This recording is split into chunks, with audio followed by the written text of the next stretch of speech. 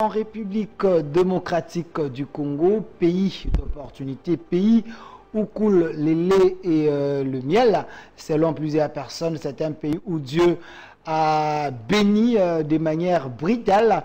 Voilà pourquoi nous sommes fiers d'être appelés Congolais, mais est-ce qu'on peut également être fiers de l'Église de la République démocratique du Congo? Est-ce ce qui se passe en RDC par rapport à son Église? On peut dire que Dieu nous a abandonnés ou Dieu est encore nous? Parce qu'aujourd'hui, il y a ceux qui pensent que la sainte doctrine n'est pas prêchée, la sainte doctrine n'est pas respectée, qui sont habilités à nous prêcher la bonne parole, qui sont habilités à nous donner la bonne nourriture pour la croissance de l'Église. Est-ce les pasteurs, les prophètes, les évangélistes, les apôtres, les docteurs?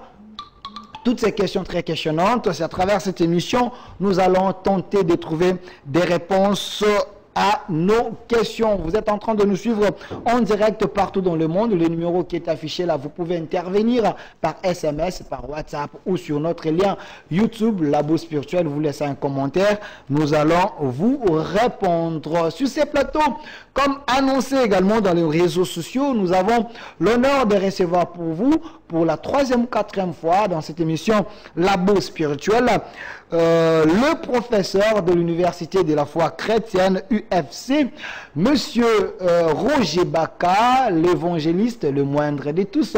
Monsieur Roger Baka, soyez le bienvenu. Merci beaucoup Delphin, que Dieu te bénisse. Un grand merci à tous qui nous suivent à partir de la maison. Merci à toutes les autorités de Univers Télévision. Merci de nous avoir choisis en ces moments. Delphin, c'est une grande joie pour moi de me retrouver encore une seconde fois. Un grand merci à tous qui ont réclamé que je puisse revenir. C'est avec beaucoup d'humilité et simplicité que je vous prie de passer quelques minutes d'édification avec nous et que le Seigneur vous bénisse. Donc, grande et majeure. Voilà, Monsieur Roger Baka, vous souhaiterez que je vous appelle professeur Roger Baka, évangéliste Roger Baka, le moindre de tous? Quel est le nom qui vous met à l'aise? Parce que là, nous allons décoller dans quelques minutes. J'aime bien la mention prophétique du moindre de tous. Moindre de tous. Voilà. Avec vous, la thématique alignée aujourd'hui, c'est une thématique très, très, très importante. Les destins prophétiques de la RDC, analyse historique face à son Église. Monsieur Roger Baka, dans cette émission, quand nous avons de telles thématiques, on fait d'abord l'effort de laisser à notre invité de faire son exposé pendant 20 à 25 minutes et par après, il y aura une série de questions brutales, mes questions et les questions du public, les téléspectateurs. Donc, nous vous laissons 20 à 25 minutes. Essayez un peu de nous expliquer l'objectif de ces sujets. Pourquoi ces sujets à ces moments-ci? Merci, parce que lorsque tu vas dans les livres de Timothée chapitre 3, le verset 1, Timothée nous dit que sache que vers le dernier jour, il y aura des temps difficiles. Voilà déjà la base du début de mon exposé. Donc Timothée nous informe que vers le dernier jour, il y aura des temps difficiles. Parmi ces temps difficiles, l'humanité est en train de traverser une zone de turbulence qui plonge beaucoup de nations dans le chaos. Et c'est pendant cette période qu'il y a la mutation de puissance des grands gouvernants du monde.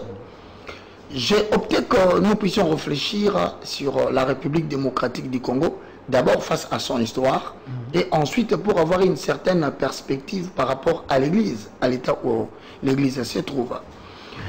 Il y a des références bibliques qui me poussent à avoir un début. C'est le livre d'Ésaïe, celui dont le nom signifie l'Éternel Dieu Sauveur. Dans le chapitre 2, vous verrez que la même prophétie d'Ésaïe est complétée par Michée. Chapitre 4, ce sont les deux prophètes qui n'ont pas vécu au même endroit, mais qui ont dit la même chose qui touche dès Timothée 3.1, rappelle-toi, je dis sache que vers le dernier jour, il y aura des temps difficiles. Alors Ésaïe fils d'Amoth dit, prophétie d'Ésaïe fils d'Amoth sur Juda et sur Jérusalem.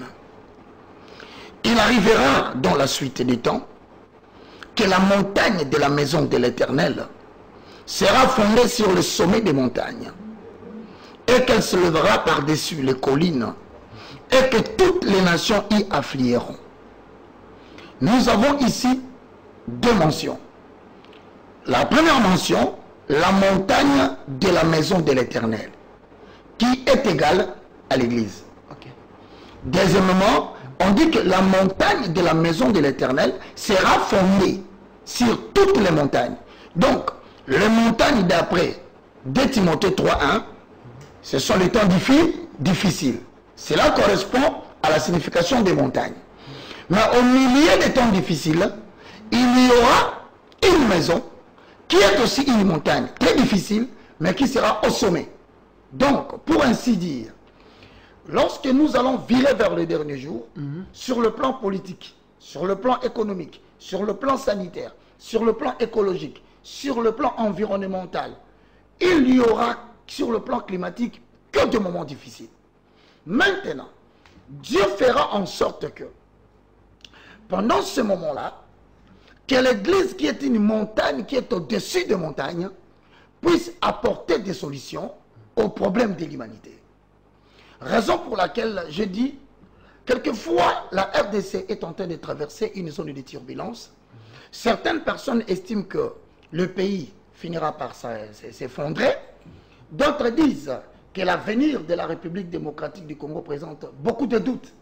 Et que pour des esprits éveillés, l'avenir de la RDC présente des incertitudes, tant sur le plan politique que sur le plan économique. Mais moi, en tant qu'habitant de la montagne, au-dessus de la montagne, je viens faire une analyse pour ainsi dire aux gens qu'il est important que le chrétien sache que face à toutes ces difficultés, Dieu va susciter à l'Église des hommes clés qui apporteront la solution en vue de redonner à l'Église sa valeur, malgré tout ce que nous sommes en train d'observer. Dolphin, je voudrais parler de la RDC par rapport à cette situation de guerre, cette situation d'humiliation. Tout commence par le 14e et le 15e siècle. Vous savez, certaines analyses, pour analyser une situation politico-économique du pays, les recours à l'histoire s'avèrent toujours indispensables. Faire un saut dans les passés. Voici la perspective des Baka. Ok, pas de problème. Vers le 14e et le 15e siècle, mesdames et messieurs, il y avait une politique qui avait place. Ça s'appelle la politique des premiers occupants. Le but de la politique des premiers occupants avait pour mission l'installation ou l'instauration de puissances dans le but de conquérir et même d'installer des réseaux économiques dans le milieu noir pour qu'en période de difficulté, le lieu qu'ils auront conquis puisse servir de respiration économique pour les puissances politiques. Suis-moi bien.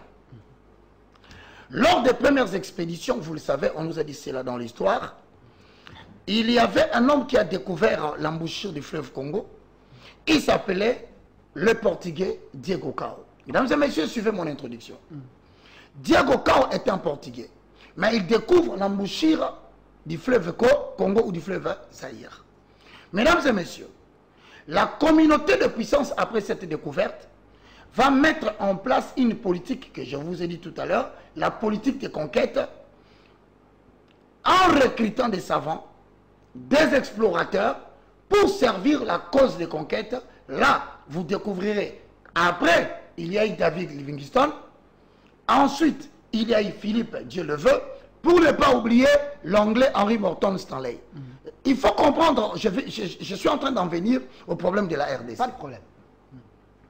Mais avec cette politique de premier occupant, voilà ce qui va se faire. L'Est de la République démocratique du Congo, aujourd'hui en guerre, appartenait particulièrement aux Allemands. La RDC n'a pas été découverte en entier. Lorsque la partie Est dépend totalement de la puissance allemande, vous découvrirez que le Katanga, compte tenu de l'histoire, appartient aux Anglais. Alors, les deux Kasaï au centre seront livrés à qui? Aux Portugais qui viennent de découvrir la Mouchir. Ensuite, mesdames et messieurs, nous avons ce que nous appelons les poules Malébo, qui est composé de quoi? de Kinshasa, de Bandundu, du Bas-Congo et de l'Équateur. Mais regarde ce qui va se passer. Lorsqu'on va recruter des missionnaires et des explorateurs qui sont envoyés au nom de la communauté de puissance, les savants vont se réunir pour essayer de créer une zone au travers tout ce qu'ils ont découvert, qu'ils appellent eux une zone économique. Ensuite, ils vont vouloir réunir tout ce qu'ils ont découvert sous la forme d'un État pour que cet État puisse servir de ressources économiques pour la communauté de puissance. N'oubliez jamais cela. Alors, aura lieu la grande conférence qui va se tenir pour chercher quelle est la nation qui prendra les tutelles de cet État. Voici qu'aujourd'hui, les gens cherchent à comprendre d'où vient le problème de l'implication occidentale dans le pays de la RDC. Vous allez découvrir, mesdames et messieurs, notre problème relève de l'histoire. J'ai essayé de faire certaines démarches, vous les avez suivies, dans la convergence des connivences, où j'ai abordé toutes les couches pour pouvoir comprendre quelle est la recette qu'il faut que l'Église propose. Parce qu'un homme intelligent a dit, toute religion qui n'est pas en mesure de donner une solution aux problèmes réels actuels de sa génération, cette religion ne vaut pas des raisons d'être. Okay. Voilà pourquoi cette conférence va permettre qu'on puisse créer un État. Et justement, cet État doit avoir une tutelle pour sa gestion. C'est alors que l'Allemagne va céder l'Est. C'est alors que les Anglais vont céder le Katanga. Et c'est alors que les Portugais vont libérer les deux Kasaï. Et le Poul Malebo sera libéré par les Français pour créer un État qu'on va appeler l'État indépendant du Congo. Faites attention. Vous remarquerez que dans l'histoire, on appelle Ghana, Ghana. On appelle le Cameroun, le Cameroun. Les autres États ont des noms. Mais pourquoi la RDC, aujourd'hui, n'a pas de nom? Parce que depuis cette création, on va donner le tutelle de la RDC à une nation neutre. Regardez en Afrique, il n'y a pas de pays qui ont été colonisés par la Belgique.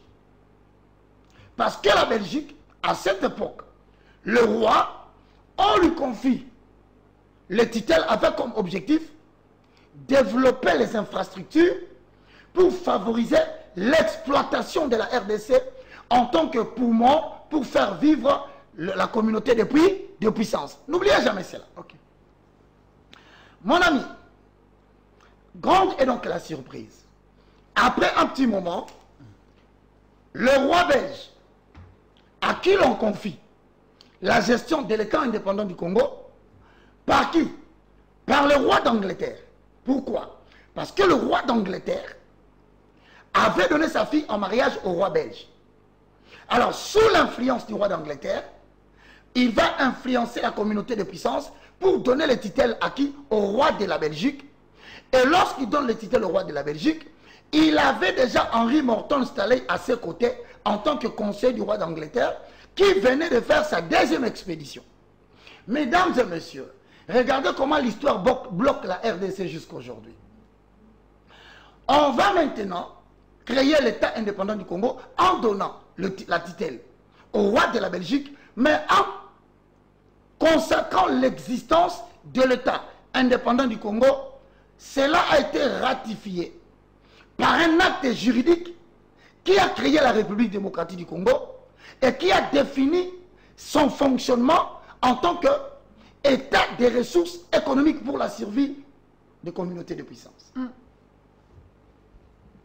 Quelques années passèrent, le roi belge va commettre l'infraction de la mégestion.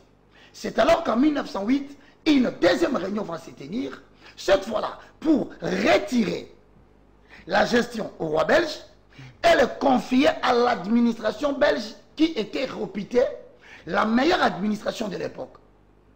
Lorsqu'on retire la tutelle, on donne à l'administration belge, c'est alors qu'on garde encore l'acte juridique qui crée l'État indépendant du Congo comme étant, je répète, une zone économique pour servir des ressources aux puissances de la communauté qui existait à l'époque. Maintenant, vers 1957-1960, le courant de l'indépendance va frapper. Alors, regardez là où se pose, là où je demande aux intellectuels de m'aider, parce que moi, je ne suis pas historien. Okay. Moi, je suis un esprit du siècle, restaurateur des valeurs spirituelles, mais descendant de l'église, de la montagne, au-dessus des montagnes, qui cherche à trouver des solutions par rapport à sa génération. Okay. Mesdames et messieurs, voilà la première question. Comment la Belgique, qui n'a pas qualité, qui n'a que le titre choisi, va accorder l'indépendance à un État sans annulation de l'acte juridique? Je demande aux politiciens de m'aider. Deuxième question. Aux esprits analytiques de ma nation, parce que nous cherchons à sortir du chaos, tant sur le plan politique et sur le plan ecclésiastique. Okay. Comprenez que des expéditions ont eu objectif en RDC l'installation de l'enseignement ecclésiastique pour maintenir l'aliénation spirituelle de l'homme noir. Première attaque. Okay. Deuxième attaque, l'élaboration du système éducatif, c'est-à-dire la falsification de l'histoire pour perturber le destin de la RDC. À partir de ces deux éléments, je pose la deuxième question. Delphin, comment un État qui a été créé pour être appelé un État consensuel peut obtenir l'indépendance par la lecture d'un discours, sans annulation de l'acte juridique? C'est déjà un problème. Parce que oui, lorsque Lumumba lit le discours, l'acte juridique existe et je te confirme que cet acte juridique a des effets jusqu'aujourd'hui. C'est vérifiable. Vérifiable. C'est la raison pour laquelle, d'ailleurs, que les gens vont comprendre que la partie de l'Est va connaître le premier problème lors de 1900. Le président Mobutu, je crois, en 1997, va favoriser déjà, il commençait déjà à préparer la zaïrisation. 1990. Okay. Pourquoi il voulait faire la zaïrianisation? Il voulait combattre l'acte juridique, faisant des Zaïre une zone économique pour la survie de la communauté de puissance. Il s'est approprié toutes les entreprises. C'est là, l'homme blanc ayant compris cela, en 1996, en 1997, la communauté de puissance va orchestrer un événement. Quel était cet événement? Il fallait maintenant chercher à maîtriser la RDC en perturbant la politique nationale par l'infiltration de réfugiés en 1997 qui venaient de Rwanda. Ok. Quel était l'objectif de l'infiltration des réfugiés? Il n'y avait qu'un seul souci, perturber la paix à l'Est, parce que l'Est, jusqu'en 1997, servait de poumon économique avec une production de 600 millions, je crois, ou 600 000 cheptels de bétail. Et c'était la zone qui maîtrisait ce qu'on appelle la respiration pour l'industrie des communautés de puissance. Voilà pourquoi vous allez constater qu'aujourd'hui la partie Est, c'est une partie qui n'a jamais trouvé de paix. Pourquoi? Parce que l'acte juridique qui consacre à la RDC sa création reconnaît la RDC comme étant un État ressource. Voilà que nous sommes arrivés à une période très difficile où la guerre vient de reprendre. Cette guerre, s'il faut le dire dans la vérité, parce que les politiciens nous amènent en bateau, quelque part l'Église doit commencer à dire la vérité. Ok. Elle a été connue à l'époque de Mobutu. Pourquoi? C'est à cause de l'acte juridique. Cette guerre a été connue à l'époque de Kabila. C'est parce que la communauté de puissance reconnaît cet acte juridique. Aujourd'hui, le président actuel, quels que soient les efforts, combien louables qu'ils sont en train de faire, mais aujourd'hui, on continue à nous donner l'impression que cette guerre est l'objet d'une mégestion de l'État. Non. Il faut avoir le courage de pouvoir dire à la population que même les accords que nous sommes en train de subir aujourd'hui, qui fait que Bunagana reste encore sous occupation de M23, qui n'est qu'une branche de renforcement de la communauté de puissance pour continuer l'exploitation de la RDC. Alors il se pose un problème. Comment en sortir? Parce que l'Église a un rôle. C'est là où je termine mon exposé. Ok. La première des solutions, soit nous allons devoir rentrer sur la table des négociations avec la communauté de puissance pour pouvoir négocier ou redéfinir cet acte juridique. Sinon, la guerre ne finira pas. Je reprends. C'est le premier point important à ne pas négliger. À ne pas négliger. On doit convoquer la Belgique, qui n'est qu'une nation de tutelle. Mais en y associant les États-Unis, parce qu'aujourd'hui, les États-Unis ont un mot à dire sur la gestion de la RDC. Et même dans la décision des chefs d'État qui doivent diriger la République démocratique du Congo, les États-Unis ont un droit de veto. Il faut le dire à la population. Les États-Unis s'impliquent de manière directe ou indirecte? Directement. D'ailleurs, nous venons de recevoir un émissaire des États-Unis d'Amérique. Tony Blinken. Pourquoi il est venu? C'est à cause de l'acte juridique. Aujourd'hui, les États-Unis, la Belgique, la France, l'Allemagne, la Grande-Bretagne, le Portugal et quelques nations africaines retrouvent leurs intérêts dans l'existence de la RDC en tant qu'État. Et si on ne dit pas la vérité au peuple, on tourne autour des considérations politiciennes, nous risquons que l'Allemagne se rattache à l'Est, que, il ne faut pas oublier, le Kasaï parte, que la France reste seulement avec le Poul Malébo. Et le Poul Malébo, selon les propositions du monde occidental, il y a Kinshasa, il y a le Bandundu, il y a le Bas-Congo, il y a l'Équateur, qui risque, selon les propositions occidentales, de rester la RDC Poul Malébo.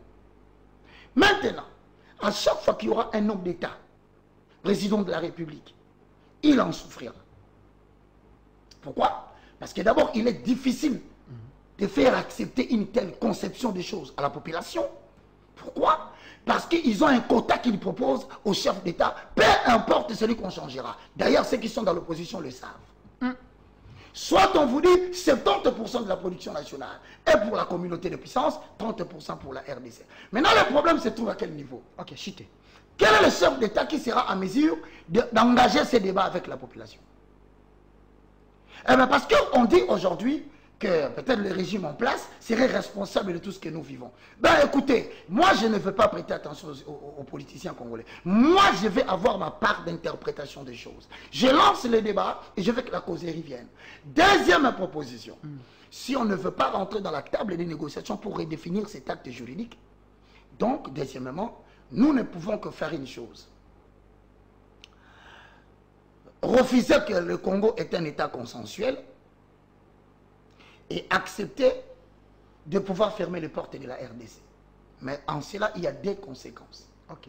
Soit la communauté de puissance va éliminer un chef d'État.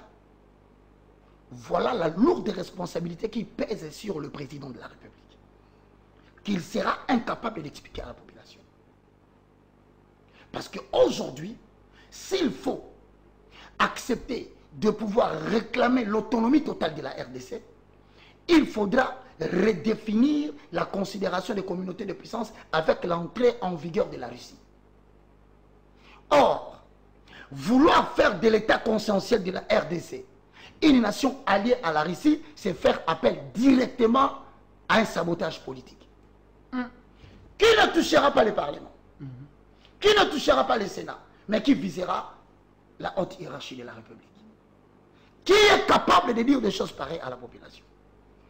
Alors, si nous voulons nous enfermer pour dire que voilà, nous décidons que le chef de l'État accompagne la population dans ses décisions, voilà quelques éléments importants. Vous allez avoir un sérieux problème de pacification de la nation. 2. On va créer des problèmes pour la réconciliation nationale. Ça n'aura pas lieu. 3. Vous aurez toujours des difficultés pour la pose d'une nouvelle fondation nationale. 4. Il n'y aura jamais l'émergence d'un nouveau leadership spirituel. Voilà que vous parlez des salaires des députés, voilà que vous parlez de tout ça. Pourquoi? Parce que ces gens-là sont sous l'œil de la communauté de puissance. Et ils reçoivent des injonctions qu'ils sont incapables de pouvoir expliquer à la population à cause de l'acte juridique qui constate cela. Je termine, donne-moi une minute. Une minute. Il n'y aura jamais la réunification de l'armée. Il n'y aura jamais. Jamais. À la fin, nous n'aurons jamais des élections crédibles dans ces pays. Alors pour atteindre cet objectif, je termine en disant, nous devons élever 3 obstacles. Ok. L'obstacle est spirituel ou religieux. Parce que le système tel qu'est établi, l'Église contribue à l'aliénation de la population parce qu'il continue à répercuter le message aveugle de la religion. Le message aveugle. De la religion. Ok. 2. L'obstacle éducatif. C'est-à-dire, il doit y avoir des savants congolais qui doivent réinventer les systèmes éducatifs pour rétablir l'histoire de la RDC. Parce qu'un peuple sans histoire est un peuple mort. 3. Nous devons maintenant relever le défi de l'obstacle politique. C'est là où il y a un grand problème. Pourquoi je dis ça? Parce que l'Amérique et les communautés de puissance fonctionnent avec des dimensions de choses. Le nouvel ordre mondial et les Ordo Abekao.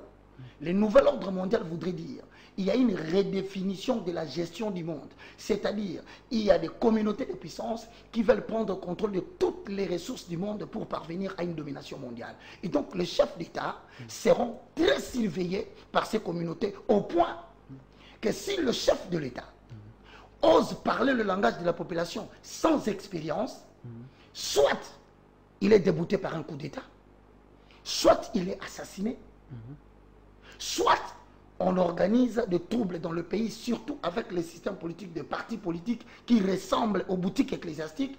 Curieusement, vous constaterez que ce système trouve bien son élan parce que, à prendre rien que Kinshasa, 25 000 églises qui travaillent pour l'aliénation du système théologien et religieux tel qu'importé, 25 000 partis politiques, rien que dans la capitale, voici les 2 armes qui maintiennent la RDC dans les sols. Si on ne restaure pas ou on ne fait pas les états généraux des églises et des religions, les états généraux des partis politiques, mon frère, on peut changer un autre président. Je mets ma main, même celui qui est à l'opposition là, il peut être l'élément réserve qu'on prépare pour la continuation de la même politique, mais avec peut-être que des personnes différentes. Merci. Mesdames et messieurs, je suis maintenant ouvert à vos questions. Ok. Je vous dis que je ne connais pas tout. J'ai partagé mon point de vue en tant que citoyen qui cherche des solutions pour ça. Merci, évangéliste Roger Baka. Le moindre. Le moindre de tous. C'est cette appellation que je fais aujourd'hui. Le moindre de tous, professeur de l'université de la foi chrétienne UFC. Cher public, téléspectateurs, congolais, conscients, je pense que cette émission a l'objectif de vous réveiller, de comprendre votre rôle, ce qu'il faut faire afin que nous soyons totalement libérés. J'ai l'impression, en écoutant M. Roger Baka, c'est comme si la RDC n'a jamais été indépendante. On est toujours sous les jougs de Occidentaux. La communauté de puissance. Communauté de puissance. Alors, nous allons faire un exercice avec vous. Le numéro qui est affiché est sur WhatsApp et sur les normales. Par rapport à son exposé, vous pouvez poser toutes les questions possibles par rapport à ce que lui vient de dire sur ces plateaux et je vais lui poser toutes ces questions. Il va répondre. Moi également, je vais relayer mes questions à vous, public, à vous, chers téléspectateurs, pasteurs, chers les hommes éclairés de mon pays. Si vous voulez passer dans cette émission, vous nous appelez. On va organiser ces plateaux chaque dimanche à 20 h en direct et rediffusion lundi à 13 h. Évangéliste Roger Baka. Delphin. Alors, la première question. Vous avez dit ici que la Belgique ne pouvait pas donner l'indépendance à la RDC parce que, en vous écoutant, la Belgique n'avait pas tout le pouvoir entre ses mains. Pour le moment, qu'est-ce qu'il faut faire? Vous avez eu à proposer ici, mais j'aimerais poser la question d'une autre manière. Donc, la RDC n'est pas souveraine. Mon ami, je suis désolé, force est de constater, pas seulement moi, que tout le monde le sait que la RDC, la République démocratique du Congo, non seulement parce que le président actuel est là, qualifié de tous les mots, même à l'époque de Kabila, s'il a été assassiné, Kabila père, C'est parce qu'il a osé répondre l'autonomie en coupant les cordons avec la communauté de puissance. Okay. Qu'on te dise pas autre chose. Si le président Kabila, père, était assassiné, c'est pour ça. La Belgique n'était qu'une nation de tutelle. Je ne sais pas si tu comprends. Une nation de tutelle. Pour la gestion, tout en respectant les modes de fonctionnement. RDC, zone économique pour les puissances de communauté, la communauté de puissance. Maintenant, la question se pose. Comment un État tutelle peut te donner l'indépendance alors qu'il n'est pas copropriétaire? La Belgique ne pouvait pas nous donner l'indépendance. C'est pourquoi il a organisé ces théâtres du discours de Lumumba. Justement, pour pouvoir éviter que nous puissions parler de l'acte juridique qui crée la RDC. Je ne connais pas trop sur cette matière, mais je demande qu'un politicien m'apporte quels sont les documents que nous avons dans ces pays, au-delà du discours. Je dis bien, quels sont les documents, actes juridiques, dont on dispose aujourd'hui, qui peut être brandi pour nous dire, voilà l'acte juridique abolissant le premier qui faisait de la RDC une zone économique pour les communautés de puissance. Donc, sur le plan de la forme, parce que nous siégeons avec d'autres pays, on peut être indépendant, mais sur le plan des fonds, vous pensez... ne l'est pas. On ne l'est pas. C'est la raison pour laquelle, d'ailleurs, je vais te dire, tu vois, l'acte juridique qui crée la RDC, c'est ça ce qui définit l'État. Nous avons eu l'indépendance par un discours. Mon frère. Mais nous siégeons dans les Nations Unies comme un pays indépendant et autres. Et vous pensez que c'est de la poudre aux yeux? C'est juste... C'est de la poudre aux yeux. Je te dis qu'il n'y aura jamais pacification de pays parce que les décideurs sont dans la communauté des puissances. Il n'y aura jamais la réunification de l'armée. Pourquoi? La zone qu'ils ont ouverte en 1997 à travers l'entrée des réfugiés, c'était pour faire ce qu'on appelle le brassage de l'armée. C'est aujourd'hui comme ça, tu vois, on a dans l'armée, on dit que c'est pas moi, le chef de l'État l'a dit, je le salue, il a dit que nous avons des traîtres. Okay. Moi, je pose la problématique. Je dis qu'aujourd'hui, la Belgique ne pouvait pas nous donner l'indépendance par un discours. J'insiste. Il faut que l'on puisse rentrer dans la table de la négociation pour lire l'acte juridique qui crée la RDC ou l'État indépendant du Congo, vouloir redéfinir les clauses. Parce que sans cela, je te donne un exemple. Okay. Lorsque les communautés de puissance veulent exploiter votre pays, ils vont organiser des guerres à travers la deuxième politique Ordo ab Chaos. Ordo ab Chaos veut dire créer l'ordre par le chaos. Lorsqu'une société veut son indépendance juridique, ils la déstabilisent. Ils utilisent le même citoyen de ces pays pour pouvoir diviser leur pays. Les sous-traitants. Les sous-traitants des politiciens qui dépendent des ordonnances occidentales. Et ce sont les mêmes politiciens qui drainent des jeunes gens dans la rue. Ainsi pour dire, si vous ne m'accordez pas, or, ce que l'opposant demande, c'est justement ce qu'il a promis à la communauté de puissance. Non, avec moi, vous aurez mieux. Avec moi, ça sera meilleur que ce qu'il vous offre.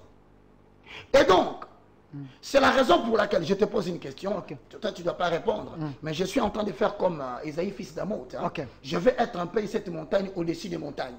Essaye de me dire. Tu sais pourquoi la Côte d'Ivoire s'est retrouvée dans l'instabilité? Avec Gbagbo et... Et tu sais pourquoi? Pourquoi? C'est parce que tout simplement, Alassane Ouattara devait être utilisé par la communauté de puissance pour reprendre le contrôle sur la Côte d'Ivoire que Gbagbo ne voulait pas. Mais combien sont ceux-là qui ont été contents de l'arrestation de Gbagbo? Et pourtant, Gbagbo défendait les intérêts africains, panafricaines et ivoiriennes. Il y a aussi un président... J'en viens. J'en viens. Il y a un président qui vient de mourir ici. Je vais te dire tout ça. Regarde maintenant. Lorsque la Côte d'Ivoire sous Gbagbo est sous les querelles sérieux avec la France, qui a établi avec la mention France-Afrique, l'exploitation de la Côte d'Ivoire échappait au contrôle de la communauté de puissance. Et tu sais qui est devenu le premier producteur de cacao? Qui? Les pays frontaliers. Depuis quand le Burkina Faso produit du cacao? Mais il était devenu le premier pays producteur de quoi? De cacao. Et lorsque Alassane Ouattara rentre, la production de cacao rentre maintenant en Côte d'Ivoire. Ce n'est que pour parler de ça. Mais je descends ici en République démocratique du Congo. Le Colombo Tantalite, Vous estimez que le MV3 est à Bunagana parce qu'il n'aime pas le président de la République ou parce qu'il n'aime pas les Congolais. Non. Parce que dans la transition énergétique, les intérêts des communautés de puissance deviennent tout à fait aléatoires. Pourquoi? Parce que de l'autre côté, la Russie veut rétablir la domination soviétique. Donc, la Russie devient le contrepoids pour le bouleversement de la gouvernance mondiale. Et donc la RDC, si nous voulons nous prendre en charge, eh bien, je proposerai une seule solution. C'est de tendre la main à la Russie. Mais lorsque vous tendez la main à la Russie... Le ministre de la Défense vient d'être... Je salue, mais vous savez c'est quoi les dangers?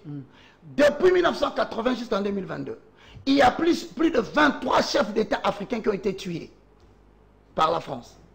Et ils n'hésiteront pas de faire la même chose avec la RDC. Donc, solliciter la Russie n'est pas une mauvaise chose. Okay. Mais les dangers que court le chef de l'État par rapport à cette option, il n'y a que le service qui le savent. Maintenant, pour détourner l'attention, s'il te plaît, de la communauté de puissance sur le chef de l'État, parce que je vais dire une chose qui doit toucher. Vous savez, aujourd'hui, quand quelqu'un dit quelque chose qui va dans le sens de soutenir le chef de l'État, on dit que soit il est en train de demander au chef de l'État... De faire le dialogue. Non, mon frère. Le chef de l'État, pendant 5 ans, s'il ne réussit pas son mandat, moi j'ai perdu 5 ans. Mes enfants ont perdu 5 ans. Donc je ne dois pas tenir le langage des politiques. Je parle de la République. Comme nationaliste? Oui. Qui a patriotique. Un patriote ecclésiaste. Ok. Parce qu'il y a trop de mensonges dans le milieu politique. Il faut que l'Église commence à redéfinir la notion de la gestion de l'État. Ok. Il ne faut pas réduire la nation à un homme. C'est ainsi que je t'ajoute. Il y a autant de questions. Que le Rwanda n'arrêtera pas la guerre. Pourquoi? Si on ne rentre pas dans la table de négociation pour redéfinir l'acte juridique de la RDC en tant que zone économique avec le bourreau qui envoie Kagame, il n'y aura pas de paix. Mais qui sera la personne que la population va accepter pour cette causerie nationale et sociale? Merci, évangéliste Roger Baka. Nous devons respecter les questions des téléspectateurs. Et on nous a maîtrisé ecclésiastiquement pour qu'il n'y ait pas éveil. J'ai parlé d'un président, le président Magoufouli, le président burundais, qui vient également de mourir. Ces gens-là, Ngourouziza, ils sont morts pourquoi? Et le président de l'Haïti, Juvenal. Okay. Ils ont été assassinés pourquoi? Pour la simple raison que le nouvel ordre mondial impliquait qu'il y ait existence d'un virus pour ébranler les économies du monde. Parce que d'ici 2023-24, nous devons quitter la monnaie dollar en tant qu'unité de réserve. Parce qu'en 1944, après la guerre, les Américains étaient gagnants. Alors ils ont redéfini les choses en utilisant le dollar comme étant l'unité de réserve. Mais maintenant, tu vas regarder dans les jours qui viennent, les dollars vont disparaître. Permets-moi, il faut que l'information soit donnée. Okay. Les dollars vont disparaître, on tend à tendre vers la monnaie virtuelle. Il y a les Cardano, il y a Bitcoin, il y a les Latcom, mais nous tendons vers la monnaie numérique. Donc on est en train de vouloir, d'ailleurs je te dis qu'il suffit qu'on appuie sur un bouton. Toute l'Afrique subsaharienne va tomber, pourquoi? Parce que toute l'Afrique subsaharienne dépend des CFA. Or, tu sais que la banque émettrice des CFA ne se trouve pas en Afrique. La monnaie se fait fabriquer en France. Voilà comment il suffit qu'on bouscule seulement les circuits économiques sur le plan monétaire. Voilà que l'Afrique sera dans les chaos. Merci. Alors, maintenant, il faut que l'Église joue bien son rôle pour influencer la politique. Je dis bien, l'Église doit bien jouer son rôle de conscientisation et d'éveil pour que la politique soit changée. C'est par là maintenant, il y a une question qu'est l'Église, parce qu'il y a autant de confessions religieuses. Comment se faire confiance? D'abord, c'est un problème entre vous, les églises, les chefs de l'État peuvent écouter qui? Ça pose déjà problème. Mon ami, ce qui a été, c'est ce qui est. Ce qui est, c'est ce qui sera. Si tu veux, je vais répondre à cette question d'Ecclésiaste. Zacharie chapitre 4, le verset 2, on va me lire pour que tu vois les processus de rétablissement et de récupération de la RDC dans les concerts des nations. C'est prophétique. Nous avons un destin. Dieu voit la RDC dans les concerts des nations dans les jours à venir. Zacharie 4 et 2, s'il te plaît. Autant de questions. Continuez à envoyer vos questions. Je vais lire vos questions d'un moment à l'autre parce que c'est important, c'est pédagogique. C'est que M. Roger Baka est en train de dire. Je vois déjà vos félicitations. Trop de questions ici. Si on peut lire. Zacharie 4 et 2. Zacharie chapitre 4, verset 2. Ok. Il me dit, que vois-tu? Je répondis, je regarde. Et voici, il y a un chandelier tout d'or. Il y a un chandelier tout d'or. Pour rétablir Israël. dans le concert du destin, le chandelier représente les témoignages divins face au monde. C'est-à-dire, Dieu ne peut pas commencer à restaurer une nation s'il ne trouve pas un témoin fidèle dans cette nation par qui il passera. Voilà pourquoi le chandelier du temps de la loi, dont la prophétie de Zacharie, le témoin de Dieu s'appelle Israël. Mais au temps de la grâce, le chandelier ou le témoin de la restauration des nations s'appelle l'église implantée dans les nations. Maintenant, cette église est dans quel état? Parce que si Dieu ne restaure pas les sacerdoces, il ne peut pas rétablir la politique. Voilà la raison pour laquelle. Dans la voie principale, c'est les sacerdoces. Voilà pourquoi tu vois des bêtises se multiplier dans les sacerdoces, parce que c'est le point de départ du changement de leadership politique. C'est la raison pour laquelle nous nous retrouvons dans une même situation que 1 Samuel, au chapitre 3, le verset 1 à 2. Est-ce qu'on peut lire la parole? Permets-moi d'établir cette chose. Pas de problème. 1 Samuel chapitre 3. Le verset 1 à 3. Le verset 1 à 3. Lisons au nom de Jésus. Le jeune Samuel était au service de l'Éternel devant Élie. C'est-à-dire qu'il y a une nouvelle génération qui doit sortir. Les patriarches vont devoir partir. Je suis désolé de remercier tous nos leaders, qui s'appellent les patriarches, les évêques, les archibishops. Je vous remercie et je vous annonce que la génération de Samuel doit apparaître pour préparer le destin de la RDC. On peut continuer. La parole de l'Éternel était rare à ce temps-là. Voici les signes qui annoncent une nouvelle génération. La parole de l'Éternel est devenue rare. Suis à la télévision, les prédications ne tiennent plus compte de la doctrine. La rareté de la parole est un signe pour le changement des générations ecclésiastiques. Deuxièmement, les visions n'étaient pas fréquentes. Qui peut nous dire ce qui va venir en 2023? Qui peut nous dire s'il y aura élection? Qui peut nous dire s'il n'y a pas élection? C'est-à-dire qu'il faut l'émergence d'une nouvelle génération qui parle du destin prophétique de la RDC. S'il vous plaît, ça, j'ouvre une parenthèse, je vais la fermer très vite. Hier, là où vous êtes là, j'étais avec l'un des prophètes de la nation, prophète Denis Lessi. Il était là. Parce que vous avez dit, qui peut nous dire s'il y aura élection en 2023 ou pas? Il avait dit, il y aura élection, peut-être aussi, on peut avoir un petit glissement, et aussi, il a confirmé, la personne qui sera réélue, c'est le chef de l'État, Félix Antoine Tshilombo. Il a parlé de l'écran prophétique. Je vous ajoute une deuxième question, parce qu'il fallait qu'on arrive là. Il a sa manière d'agir présentement avec l'évangile.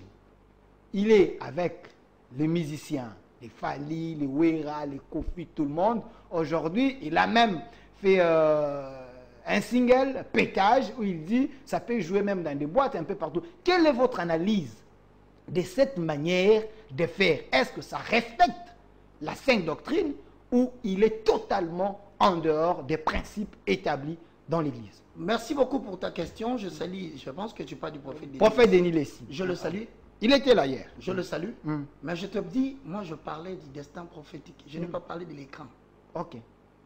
Le destin est une loi supérieure qui semble diriger les cours des événements vers une certaine finalité préalablement établie par Dieu. Je reprends. La RDC a une loi, pas un écran. Si c'est l'écran, je le concède. C'est pour lui. Mais je parle de la loi supérieure qui dirige les événements, l'emplacement des autorités, le changement de pouvoir vers une certaine finalité préalablement établie par Dieu. Parlons de cela. Je vais te donner des éléments qui te montrent que je ne suis pas d'accord avec les observations que les autres font. Est-ce qu'on peut continuer la lecture? Oui. À ce temps-là, Élie, qui commençait à avoir les yeux troubles. C'est-à-dire Élie, c'est le sacrificateur du moment. Mais mon frère, je suis désolé, avec tout le respect. Je regarde tous les responsables qui, aujourd'hui, lorsqu'on signe la mention de votre communauté, on cite ton nom. Je suis désolé.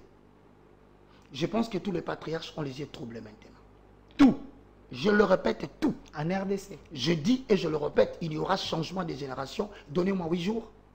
Donnez-moi 8 semaines. Donnez-moi 8 mois. Donnez-moi 8 ans.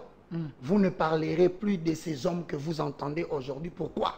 Parce que l'église va quitter les stades des bâtiments locaux, ça va devenir des écoles, des universités pour la préparation d'une nouvelle élite. Vous les lancez les défis. Ce n'est pas un défi. Ce n'est pas un défi, c'est une parole prophétique. Okay. De toutes les façons, nous sommes le quelle date? Le 4. Nous sommes le 4 septembre 2022. J'aime toujours dire les dates. Okay. Parce que quand les gens vont commencer à tomber, on viendra vous montrer la prophétie. Il avait dit. Il y a une nouvelle génération qui doit émerger, mon frère. C'est cette nouvelle génération qui donnera naissance justement à celui qu'on appelle, il lira la parole. Okay.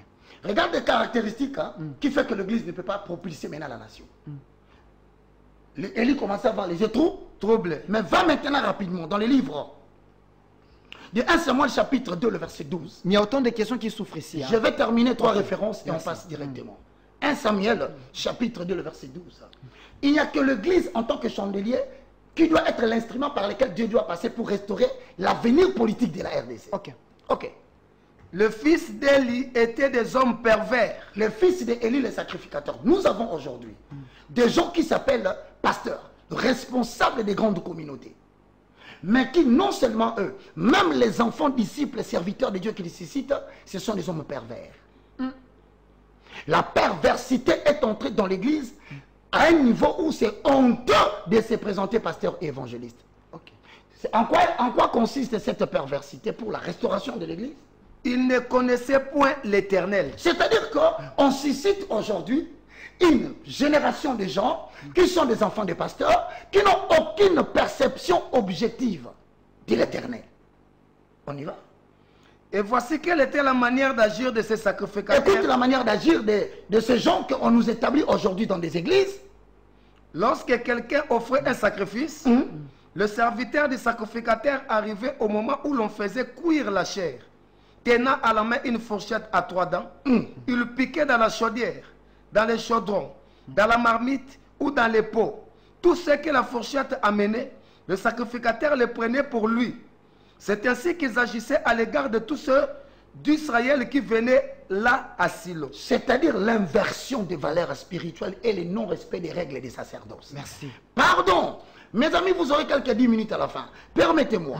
Regardez la définition du sacerdoce. Chutez, s'il vous plaît. La définition du sacerdoce. Le Congo n'émergera pas tant que le sacerdoce de Dieu ne sera pas restauré. Je reprends et je dis aux politiciens qui nous dirigent, en commençant par la présidence, jusqu'aux cours et tribunaux. Vous fournissez un effort vain. Tout ce que vous allez faire ne marchera pas parce que Dieu ne passe que par le chandelier pour amorcer des changements sur la terre. Et voilà pourquoi Zacharie 3, 1 à 10 nous donne la définition. Je crois que par cela, je redonnerai la parole à mon bien-aimé. Zacharie chapitre 3, du verset 1 à 10, on y va directement, mon frère. Il me fit voir Josué. Qui était Josué? Le souverain sacrificateur. Dieu veut restaurer Israël. Politiquement, il veut réintégrer Israël dans le sacerdoce national pour un avenir politique. Mais il appelle un souverain sacrificateur. Vous voyez, Dieu n'interroge pas, s'il te plaît, Dieu n'interroge pas le chef de l'État. Pourquoi les prix des biens augmentent dans le marché? Dieu n'interroge pas le salaire des députés. Excusez-moi, c'est bien beau les débats que vous faites. J'admire le courage et je suis d'accord avec vous dans cette démarche. Mais ce n'est pas le salaire des députés qui pose problème. Parce qu'il y en a encore d'autres qui perçoivent des salaires beaucoup plus grands que ça que vous n'avez pas encore découvert. Le problème de la RDC, le sacrificateur sont en train de maudire la nation. Donne-moi quelques éléments et puis... S'il vous plaît, monsieur Roger Baka. Donne-moi 30 secondes, parce qu'il y a autant de questions. Le monsieur est en direct, il faut que je pose des questions de Le souverain sacrificateur debout devant l'ange de l'Éternel. Écoute la définition. Et Satan qui se tenait à sa droite pour l'accuser. La RDC est tout le temps accusée à cause de la classe sacerdotale. Vas-y. L'Éternel dit à Satan, que l'Éternel te réprime. Satan, que l'Éternel te réprime. Ouais. Lui qui a choisi Jérusalem. Hosanna. N'est-ce pas là un tison arraché du feu? Dieu veut sauver la RDC. Parmi les nations africaines qui traversent des moments difficiles, c'est un tison retiré. Maintenant, donne-moi la conclusion. Or, Josué était couvert de vêtements sales. Il était couvert de vêtements sales. C'est la classe sacerdotale. Qu'est-ce qu'il y a? Et il se tenait debout devant l'ange. L'ange, prenant la parole, dit à ceux qui étaient devant lui, ôtez-lui les vêtements sales. Point, c'est tout. Commençons par ôter les vêtements sales des églises de Reveil. Merci, évangéliste Roger Baka. Il y a tellement de questions. Je le remercie parce que ça démontre qu'ils sont intéressés. Bonsoir, Labo Spirituel. C'est Moïse Diak depuis Matete. Et j'ai une question à poser à M. Roger Baka. Quand il dit que la religion que nous avons est importée, qu'est-ce que cela signifie? Alors, si le christianisme est importé, alors quelle est pour nous la religion idéale à suivre et qu'il nous donnera la bonne voie? Quelle est la religion que vous voulez avoir dans le pays? Mais la religion n'a jamais créé le développement d'une nation. Ok. Quelles sont les nations dans le monde qui s'est développées par la religion? C'est faux. L'Asie ne s'est pas développée par une religion. L'Asie s'est développée par sa spiritualité, qui venait d'Israël. La spiritualité, c'est la relation entre les grands esprits et le petit esprit. Mais la religion, c'est les dogmes et les cérémonies et les rituels. Il faut faire la différence des choses. Ok. C'est-à-dire, pour entrer en contact avec Dieu, personne ne doit définir cela pour toi. Si tel est le cas, alors je pose une question. En 1941, en 1942-43, Kim Panvita, vous allez dire qu'elle n'était pas prophétesse. Voilà comme ça l'histoire nous a fait croire que c'est la religion qui nous a amené Dieu. Non, c'est faux. Il faut faire la différence, peuple congolais, entre la spiritualité et la religion. La religion, ce sont les dogmes mis en place pour mettre en relation l'être humain avec une certaine divinité. Ça ne veut rien dire par rapport à la spiritualité, parce que la spiritualité n'est pas dogmatique. Donc, par là, je continue à dire, il faut qu'il y ait un état général des églises de Reveil pour revoir la problématique de l'aliénation par les religions. Merci. Respectons autant de questions. Oh là là. S'il vous plaît, messieurs les journalistes, ton émission vaut plus que de l'or. Gloire à Dieu. Roger Baka est un messie en chair humaine qui veut nous sauver. Wow. S'il vous plaît, de telles émissions, il faut les multiplier. Waouh, mon frère, je suis tenté de considérer que je suis devenu un Dieu. Je refuse cette autorité, mon cher. Je reste le moindre. Et j'ai une autre question. Parce qu'il y a des traîtres dans tous les secteurs de la vie nationale. Je te dis. Et aussi certains soi-disant hommes de Dieu. Je te dis. Désolé, la RDC manque le leadership politique, disait Abdoulaye Wade. Ouf. Salut mon frère. Roger Baka est un médecin. Alors, si la RDC est malade, pourquoi lui ne peut pas ouvrir ses hôpitaux pour traiter les gens qui sont malades? Ah mon frère, j'ai déjà un hôpital, ça s'appelle l'Université de la foi chrétienne. Moi, je n'ai pas une église parce qu'on doit arrêter de faire fonctionner les églises. Les églises ne construisent que des chaos, divisent des familles, font des enfants de Koulouna, acquisent des petits-enfants de sorciers lorsqu'ils sont talentueux. Nous devons basculer vers les écoles. Les églises doivent fermer en tant que bâtiment. Bonsoir, évangéliste Roger Baka. Pour la sagesse, ma question est la suivante. Il n'y a pas moyen à la population de faire lui-même des propositions directes au chef de l'État? Si oui, comment? Oui. Frère Stone Glody Mambweni. Je suis en train de vouloir dire ceci. Mes frères et sœurs, je vous le dis en vérité. C'est là peut-être que vous allez considérer que je suis en train de dédouaner le président Félix de ce que vous appelez, vous, le bilan. Non, je ne le dédouane pas. Mais j'essaie seulement de vous dire qu'il a hérité de l'actif et du passif de la nation, qui a commencé depuis la création de l'acte juridique, faisant de la RDC une zone pour faire respirer les communautés de puissance. Donc il en souffre lui aussi comme nous en souffrons. Alors arrêtons de croire que c'est par un bâton magique. Il faut que nous puissions nous asseoir. Voilà. Je répète, nous devons nous asseoir pour faire les états généraux des églises de Reveil. C'est le premier danger. Si on ne revoit pas les problèmes des églises et des religions, il n'y aura jamais une restauration politique dans ces pays. Merci. Vous avez reconnu que les églises endorment la population. Je propose d'échanger la Constitution sur le point que nous sommes un pays laïque. Tout commence par là. Voilà, ça c'est une proposition. Salut mon frère Roger Baka pour ces vents panafricanistes. Nous sommes derrière vous, tu n'es pas seul. Que les dieux très haut t'ajoutent encore plus de 100 ans. Merci. Voilà. Ouf. Bonsoir mon frère Roger Baka a raison sur ses analyses comme étant humain, mais l'absolu créateur éternel, Dieu suprême, a un autre plan qui est déjà activé depuis 2020. Il y aura un vent spirituel avec des hommes et des femmes remplis de puissance d'en haut pour changer des choses démanteler les entités de la supérieure, de la Koweïti. Donc, on félicite. Il vient de te donner le prélude.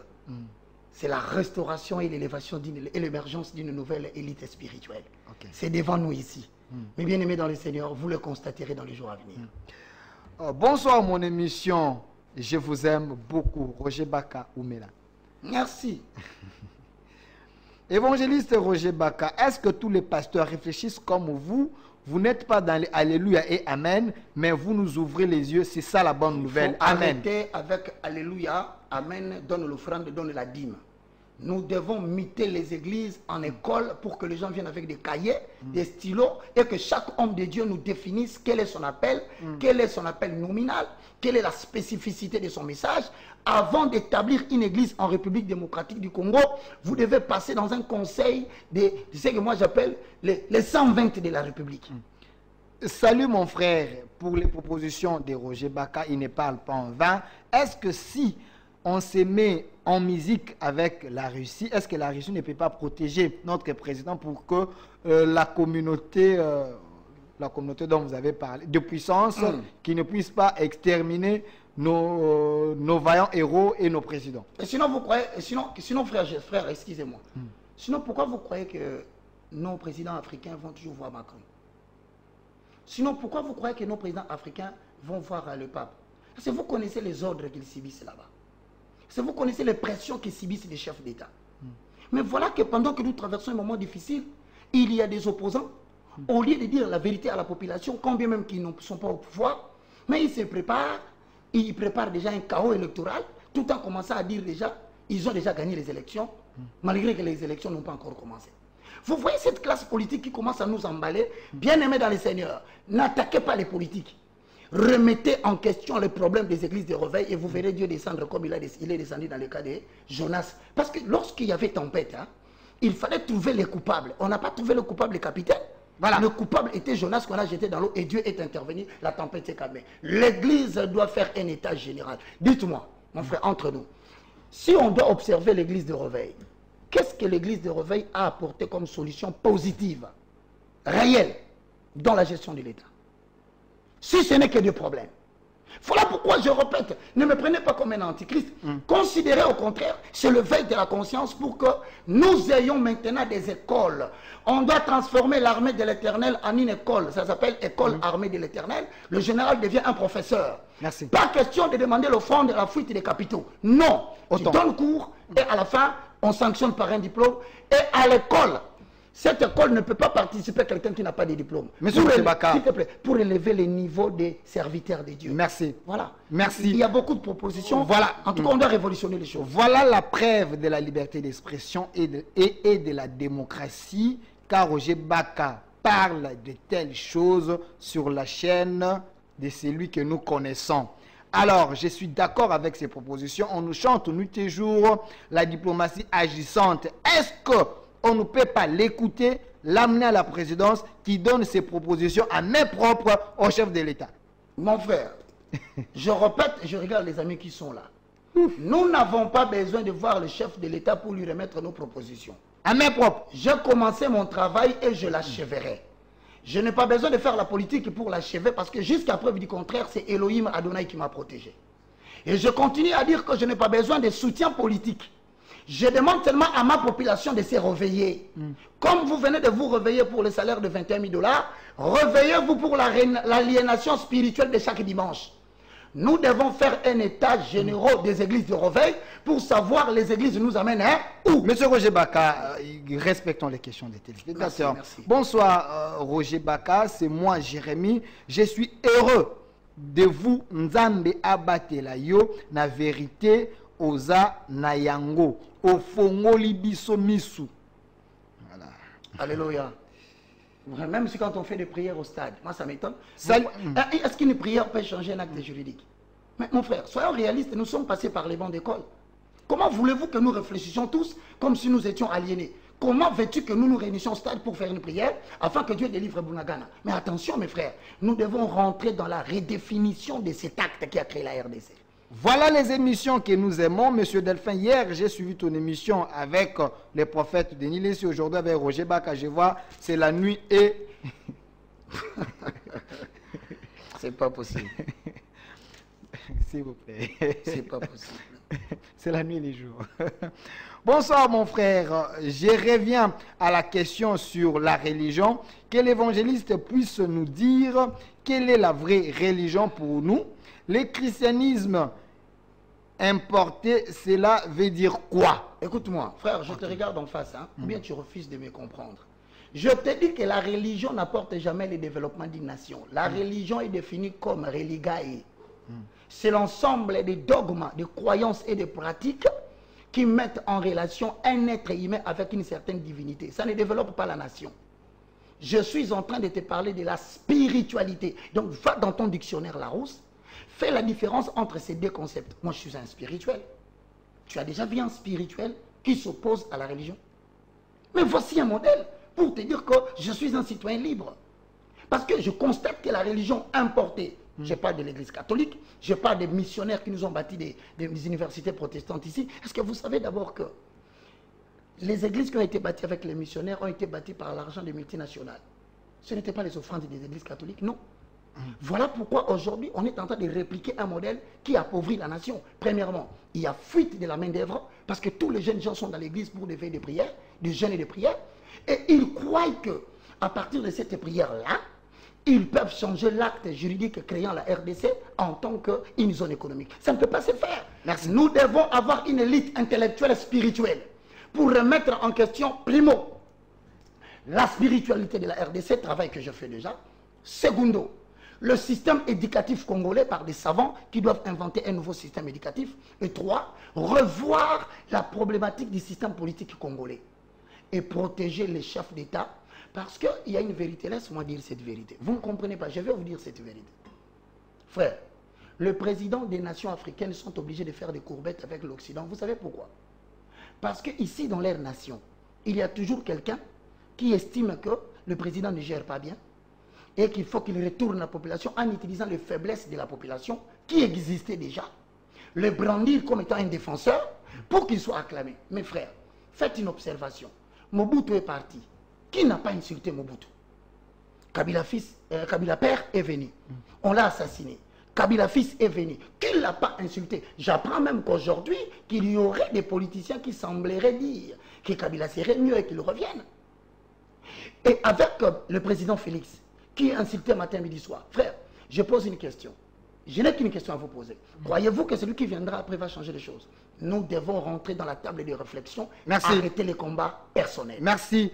Mais salut ma chaîne préférée Univers, une fois de plus, je vous dis merci pour votre excellence. Je suis fan de votre chaîne.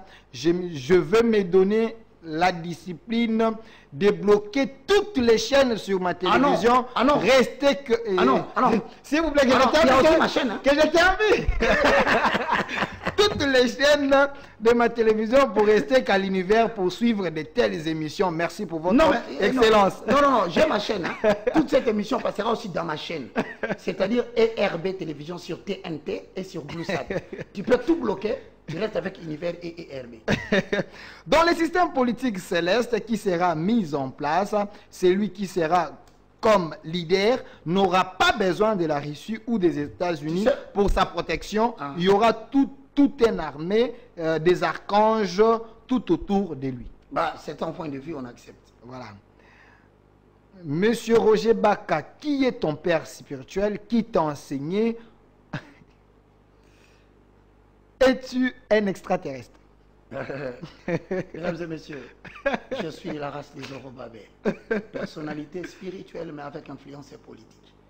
Aujourd'hui, je te donne la définition. Je suis le moindre de tous, mais dans la prophétie d'Ésaïe, il est écrit, confirmé par les livres des psaumes, le plus petit deviendra un millier. Tu vois ma pensée ici?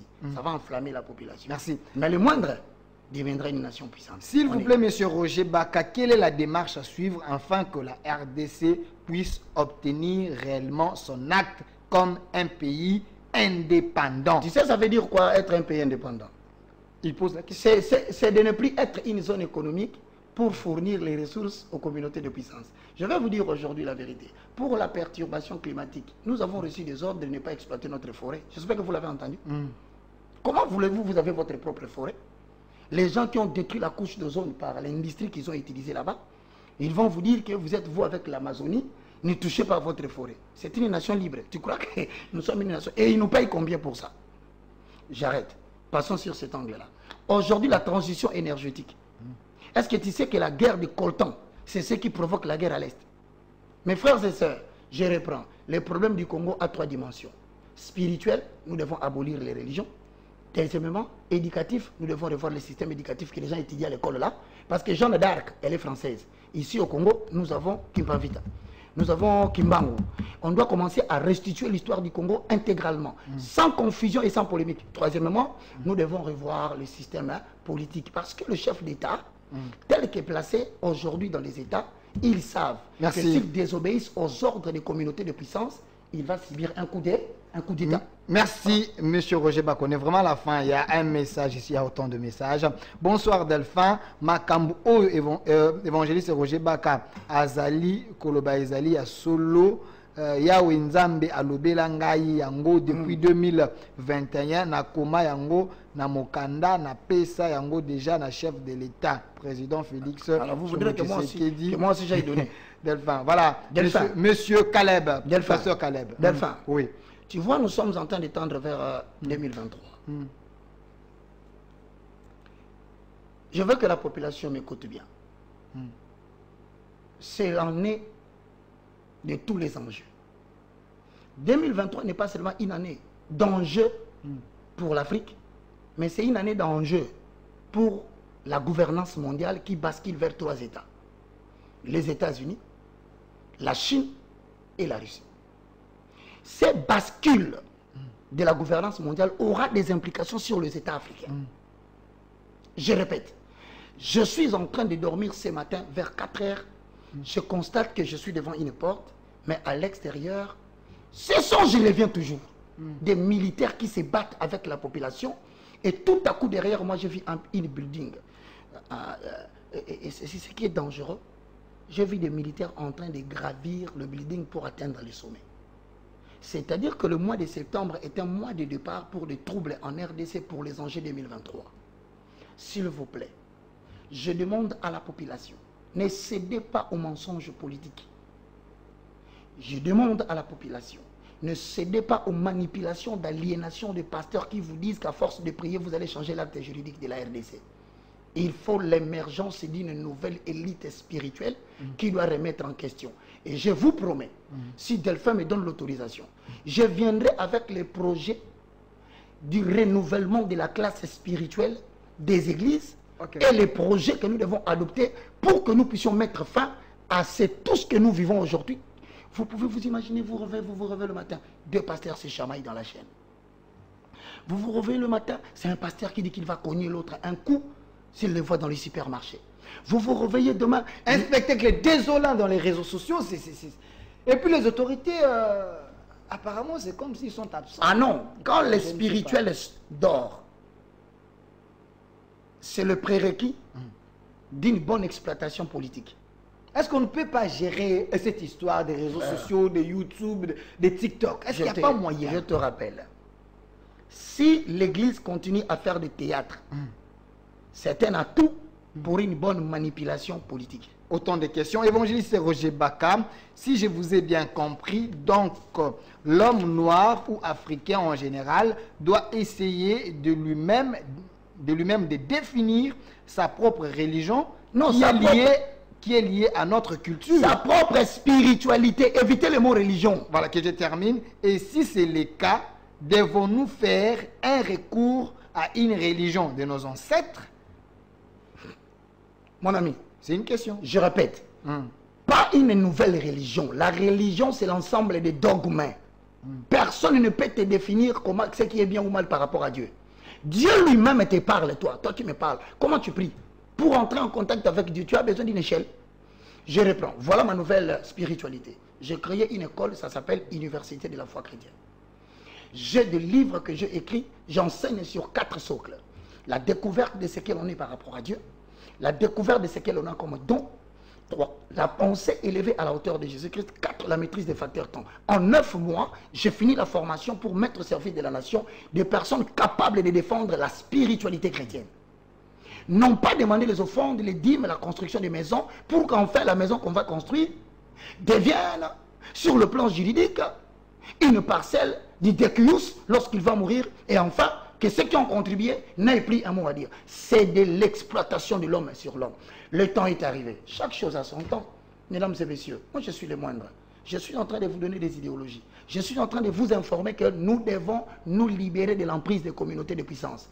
Pour le faire, il faut opposer à l'homme blanc une guerre de spiritualité, mais aussi une guerre d'intelligence. Voilà, les églises des réveils dominent les églises sataniques. Ces pays RDC doivent rester avec les églises exorcismes. Mon frère, la base de la population est aliénée par la religion. Ok. Mais le sommet des autorités politiques est aligné par les mouvements philosophiques tels que la Rose-Croix, tels que la franc-maçonnerie. C'est comme ça que l'homme blanc nous contrôle. Ce qu'ils ont donné à la base, c'est pour gérer la base. Et ils ont aussi des mouvements philosophiques qu'ils ont donnés aux autorités politiques pour les gérer. Nous devons remettre en cause cette histoire, mes frères. Sinon, l'Afrique ne décollera pas. Le chandelier doit reprendre son travail. Voilà. Salut, monsieur le journaliste. Je vous suis depuis la commune de Mongafula, s'il vous plaît, pasteur Roger Bakadi. Dis-nous, quelle relation y a-t-il entre toi et papa Massambukidi, parce que tu dis, ce que tu dis, c'est la copie conforme aux enseignements de papa Massambukidi. Bon, écoutez, Massambukidi, c'est un citoyen congolais. Nous ne partageons pas la même foi, nous ne partageons pas la même doctrine. Mais il y a une démarche que nous avons entreprise, j'aimerais bien le dire ici à la télévision. Okay. C'était une réunion que nous avons tenue avec d'autres spirituels pour trouver des solutions par rapport à notre problème. Et donc, mesdames et messieurs, nous ne sommes pas ensemble. S'ils défendent cela, eh bien, gloire soit rendue à Dieu. Moi, je suis là depuis que je commence avec le film nigérian. Je continue ma petite démarche. Je bénis l'Éternel. Je vous remercie, vous qui me soutenez, vous qui m'encouragez, vous qui m'appelez. Que Dieu vous bénisse, mais je pense que maintenant, je dois te présenter le projet de la fermeture de religion et la proposition que nous voulons faire pour réglementer la spiritualité. Qui est derrière vous? Dieu. Merci. Cette émission est terminée, chers téléspectateurs. Vraiment, ne me tenez pas rigueur. La télévision, c'est les temps. Je sais que vous avez aimé cette émission. Et l'évangéliste Roger Baka a fait sa part. Donc, le sujet d'aujourd'hui, c'était les destins prophétiques de la RDC. Analyse historique face à son église. Il a essayé de proposer, il a analysé. Il s'est livré à un exercice de questions-réponses avec vous. Si tout va bien, on peut encore le recevoir les dimanches prochains s'il a le temps. Parce que je peux donner les numéros? Pas de problème, donnez les numéros. Mesdames et messieurs, vous qui m'avez suivi, je suis un simple homme de Dieu. Et je ne connais pas tout. Je suis le moindre. Je vous prie de m'orienter, de me conseiller en cas où vous voyez que je suis en train d'aller dans une direction que vous estimez qui ne sera pas agréable pour nous. Mais la nation vaut plus que tout. Et donc, je suis sur 090. C'est mon numéro de téléphone WhatsApp. 090 79 66 785. 090 79 66 785. C'est mon numéro WhatsApp. Tout à l'heure, après le plateau, vous pouvez m'appeler. Mais j'ai besoin que nous puissions organiser des colloques, des conférences. Vous serez le bienvenu si vous acceptez cette vision pour que nous commencions la première conférence provinciale des états généraux des églises de réveil. Répétez juste les numéros. 090 79 66 785. Merci. Ça n'est fini pour aujourd'hui. Suivez la rediffusion de cette émission lundi à partir de 13h et chaque dimanche à 20h en direct. Vous pouvez également nous appeler si vous voulez également passer comme Roger Baka. Nous allons vous recevoir. Mais il faut nous amener la bonne thématique pour la nourriture de la République démocratique du Congo, parce que nous avons besoin des hommes outillés, intellectuels, pour ajouter un plus. Il ne faut pas faire comme tout le monde. Merci d'avoir répondu à notre invitation. Merci Monsieur Roger Bakaye. Merci à mon réalisateur, Monsieur Fissi Fidi. Un grand merci à mon DT, Monsieur Jerzy Omeno, également à mon DG.